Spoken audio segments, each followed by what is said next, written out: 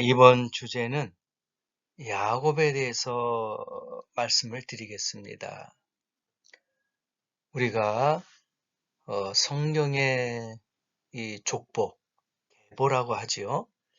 아담, 그 다음에 아브라함, 이삭, 야곱, 또 요셉 이렇게까지 족보가 연결되는데 이 시간에는 야곱의 그 12아들과 그 다음에 이름의 뜻과 의미를 한번 알아보는 시간 같습니다. 구약 성경 창세기의 인물이죠. 아브라함의 손자가 되고 이삭과 리브가의 아들입니다. 사냥꾼이었던 에서와는 쌍둥이 형제지간으로 야곱이 동생이죠. 그래서 야곱이라는 이름의 뜻은 고대 히브리어로 뒤를 쫓는 자 혹은 발 뒤꿈치를 잡은 자라는 뜻입니다. 그래서 이 야곱의 삶을 생각하면은 실로 적절한 이름이 아닌가 그렇게 보는 거예요. 또 훗날 새롭게 얻은 이름은 이스라엘로 히브리어로 하나님과 겨루어 이긴다 또는 하나님의 전사다라는 뜻입니다. 그래서 전통적으로 이스라엘 백성의 조상으로 불렸죠. 야곱이 아버지로부터 장자의 권리를 얻기 위해서 형 에서를 교묘히 속였습니다. 우리가 잘 알고 있지요.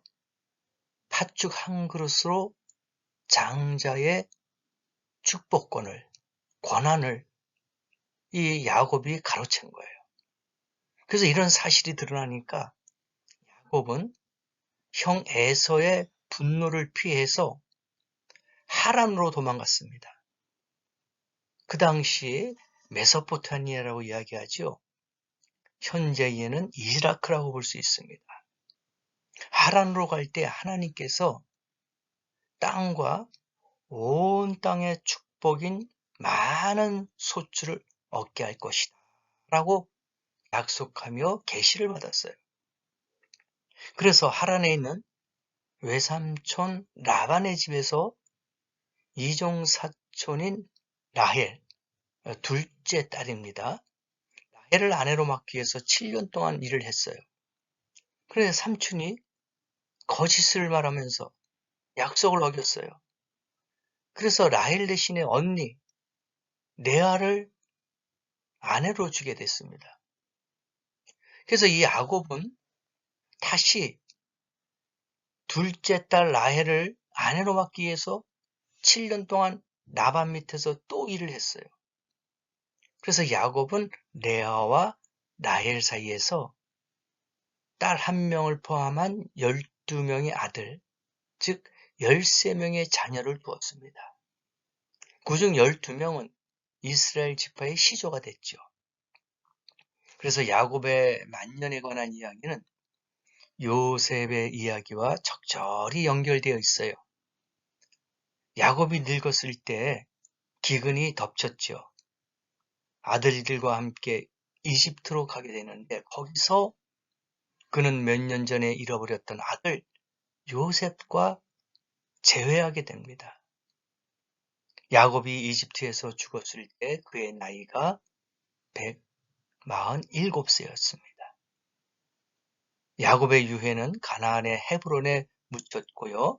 또 야곱의 출생과 그가 장자권을 얻게 된 이야기는 다윗 시대의 에돔과 이스라엘의 관계를 흐릿하게나마 암시해주고 있습니다.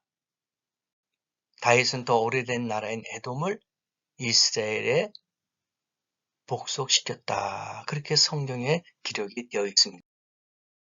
한번 계보를 보십시다. 야곱은 레아 첫째 딸이었죠. 라헬 둘째 딸. 그 외삼촌의 첫째와 둘째 딸을 통해서 자식을 낳았고 또 빌하, 실바라는 여종을 통해서도 자식을 얻게 됐습니다. 그래서 첫째 딸 레와의 그 자식들을 보면은 루벤, 시므온, 레위, 유다, 이사갈, 스불론, 그리고 유일하게 딸인 디나라는 딸까지 얻게 됐죠. 그리고 빌하라는 라헬의 여종을 통해서 단과 납달리, 또 실바의 그 여종을 통해서 갓과 아셀이라는 자녀를 낳았습니다. 그리고 둘째 딸인 라헬을 통해서 요셉과 베냐민을 낳게 된 것이죠. 이래서 아들만 12이요 딸을 포함해서 13명의 자식을 야곱이 갖게 된 것입니다. 야곱의 네 아내와 또 12아들, 즉 이스라엘의 12지파가 된 것이죠. 그래서 이름과 뜻을 보면서 우리가 이 새로운 지식을 얻게 되는데, 루벤 첫째 아들이죠. 뜻이 뭡니까? 아들이다. 주께서 내 괴로움을 돌보셨다. 또 시므온 들으심, 레위 연합, 유다 찬양하라. 이렇게 네 번째까지 났다가 여종 빌하를 통해서 단, 납달리를 낳게 됐고, 또 레아의 여종 실바를 통해서 갓, 아셀을 낳게 됩니다. 그리고 또 첫째 부인 레아를 통해서 이사갈, 스불론을 낳게 됩니다. 그리고 둘째 부인 라헬을 통해서 요셉과 베냐민을 낳게 되고, 마지막에 딸 디나까지 얻게 된 것을 우리가 볼 수가 있습니다. 그래서 이 12 아들을 통해서 그 뜻이 무엇인지, 이 12명이 이스라엘의 12지파로 치조가 됐다는 것도 우리가 또 알아야 되겠습니다. 12지파 이름과 의미를 짧게 요약식으로 보면은, 유다는 찬양한다. 루벤은 보라, 아들이다. 갓은 복되다. 아셀은 기쁘다. 납달리는 경쟁하여 이긴다. 므낫셋 잊어버리다. 시므온 들으심. 레위 연합. 이사갈 갑을 주심. 스불론 함께 거함. 요셉 더하심. 베냐민 오른편의 아들. 이렇게 이름의 뜻이 있습니다. 우리도 지금은 이제 한글로 우리 자녀들 이름을 많이 이렇게 지어주지만 60년대, 70년대 계속 그 이전이나 그 이후에 보면은 이름들이 대부분 한자로 많이 그렇게 이름을 졌어요. 그럼 거기에 대한 뜻이 다 있습니다. 무슨 한자인지, 무슨 뜻인지. 그래서 옛날에는 뭐 장명서 와서 이름을 뭐 짓고 그게 복이 된다, 뭐 장수한다, 그렇게 많이들 유교적인 그런 무속적인 것을 많이 했지만, 지금은 한글의 뜻으로 그냥 아름다운 어떤 그러한 이름으로 많이 지음을 받아요. 그래서 12지파, 이 자녀들의 12지파의 그 이름도 과거에는 그런 뜻으로, 그런 의미로 지어지지 않았는가, 그렇게 우리가 볼 수가 있는 것이죠. 12지파 이름과 뜻과 축복을 보면, 이제 제가 요 전에 뜻에 대해서, 의미에 대해서 말씀을 드렸죠. 그래서 축복의 또 내역이 있습니다.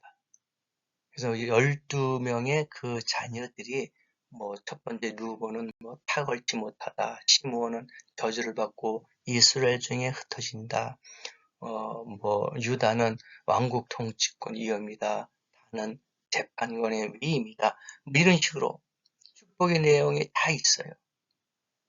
그 다음에 축복의 이유와 성취가 다 있습니다.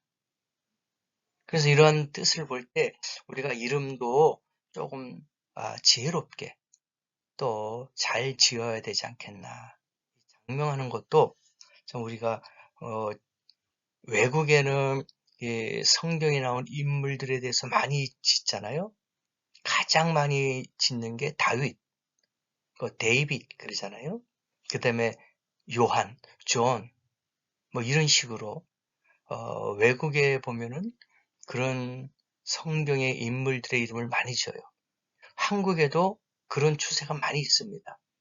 물론 제 아들도 이름이 요셉, 그런 식으로 줬는데 뭐 다윗이라든지 요셉이라든지 바울이라든지 요한이라든지 이와 같이 성경의 이름들을 많이 짓더라고요.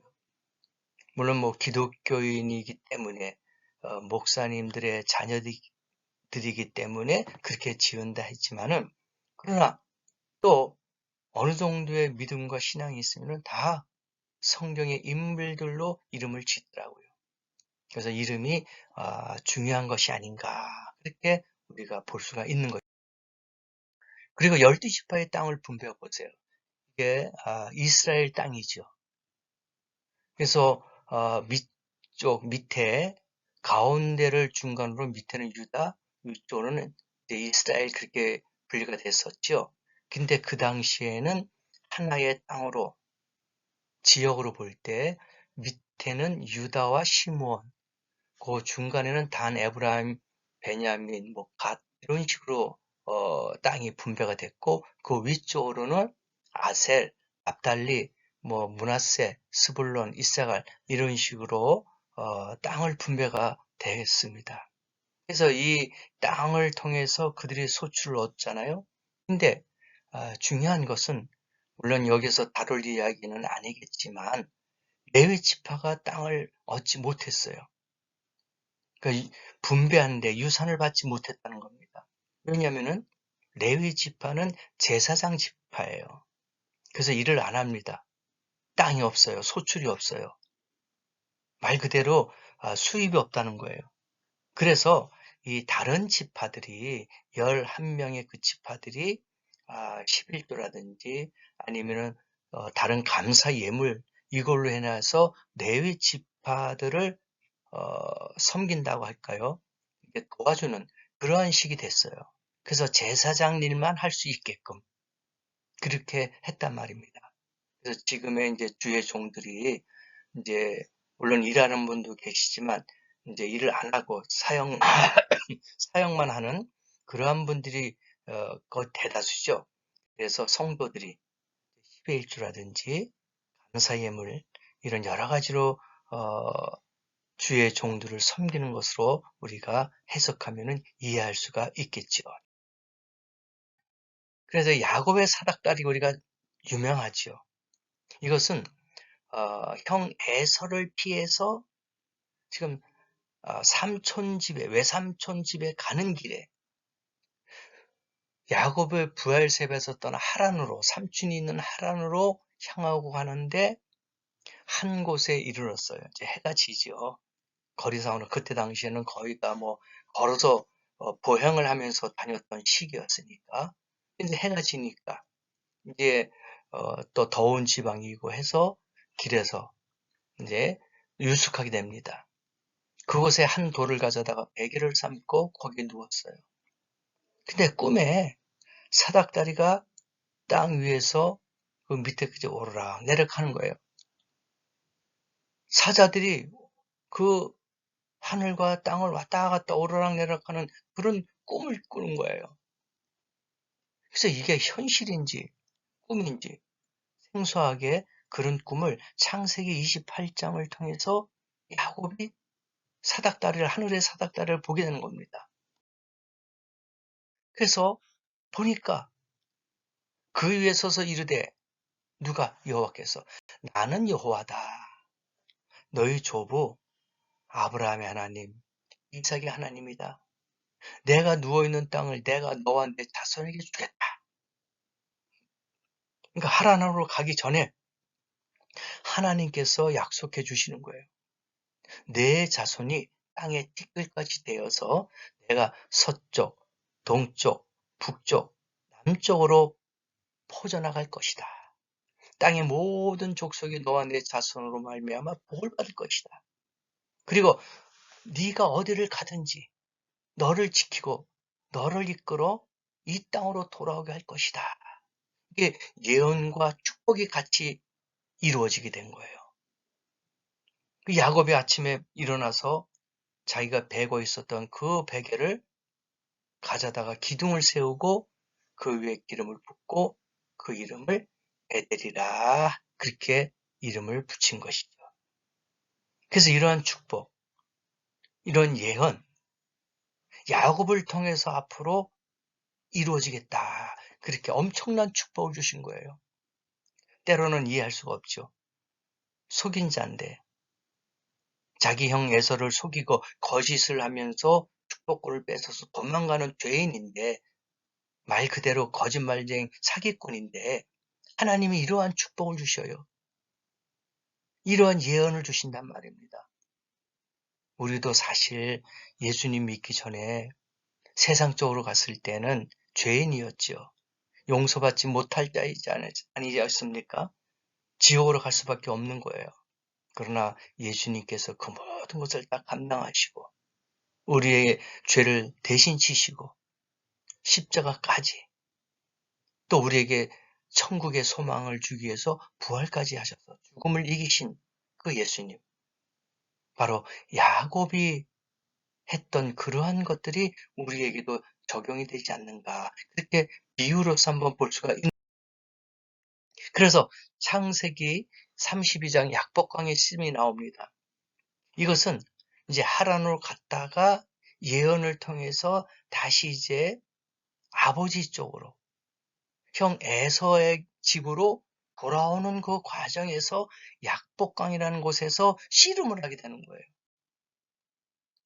거기서 새로운 변화가 일어납니다. 에서가 150km 떨어진 세일상에 오는 중이에요.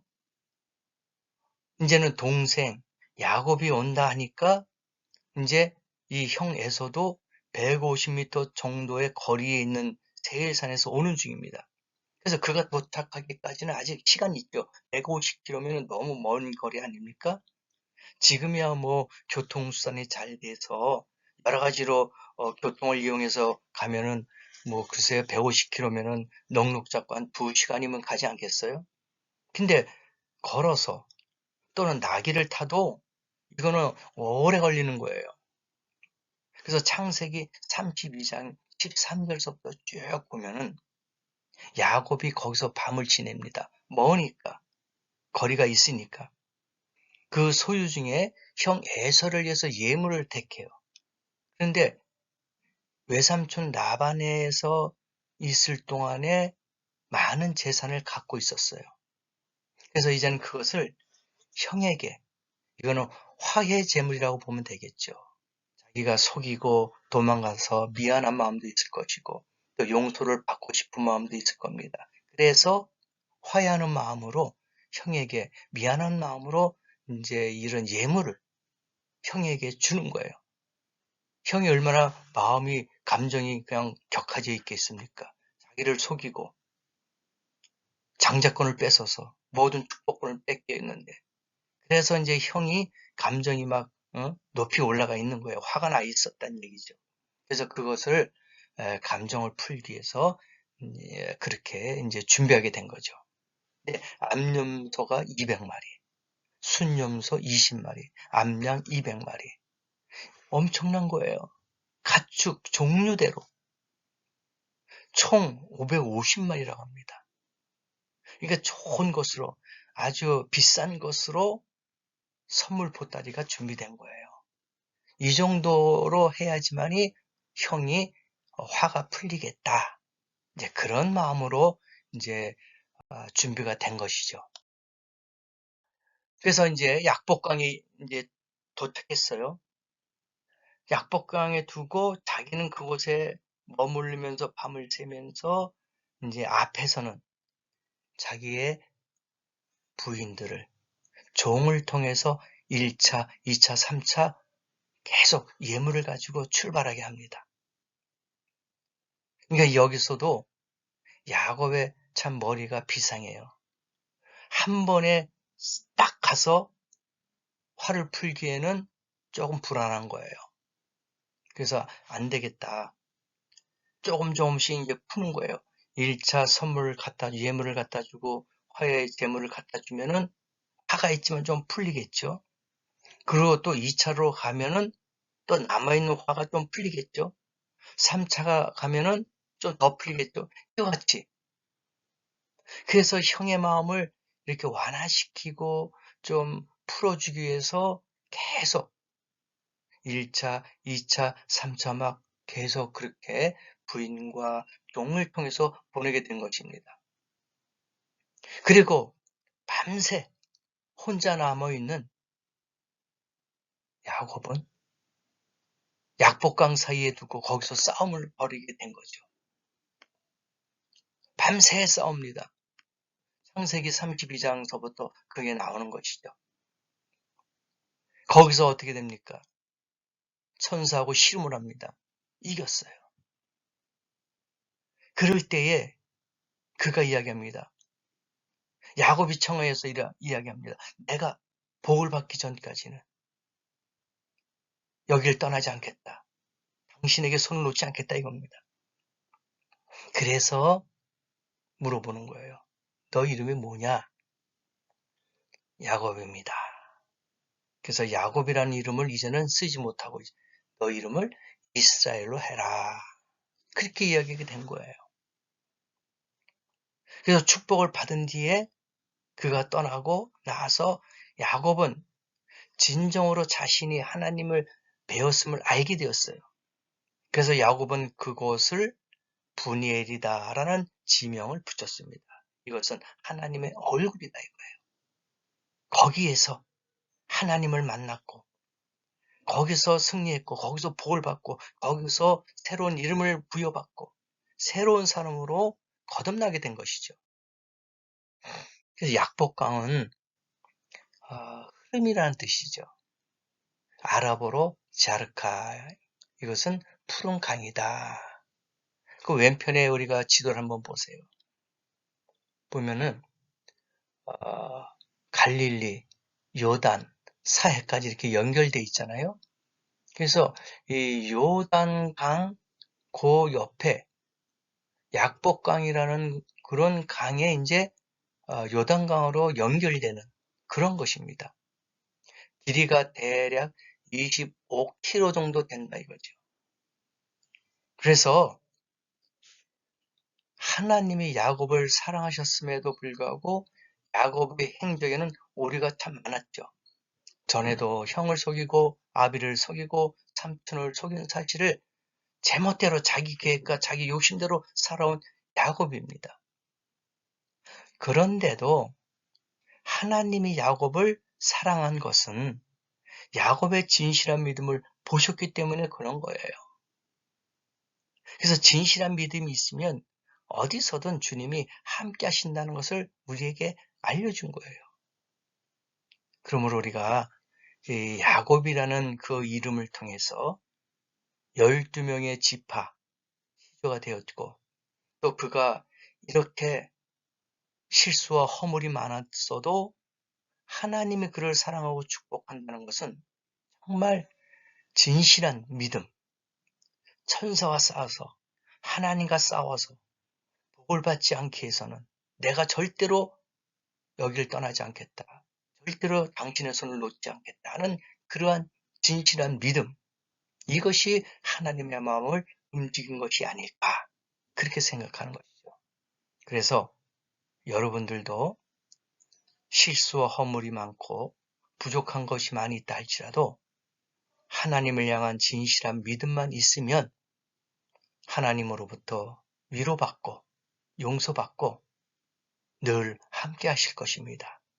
그래서 이 짧은 말씀이지만 이 야곱을 통해서 우리가 어떻게 처신해야 되겠고 어떻게 신앙생활을 해야 되는지 또 어떻게 하나님을 섬겨야 되는지를 우리가 깨달았으면 하는 마음으로 이 말씀을 전합니다.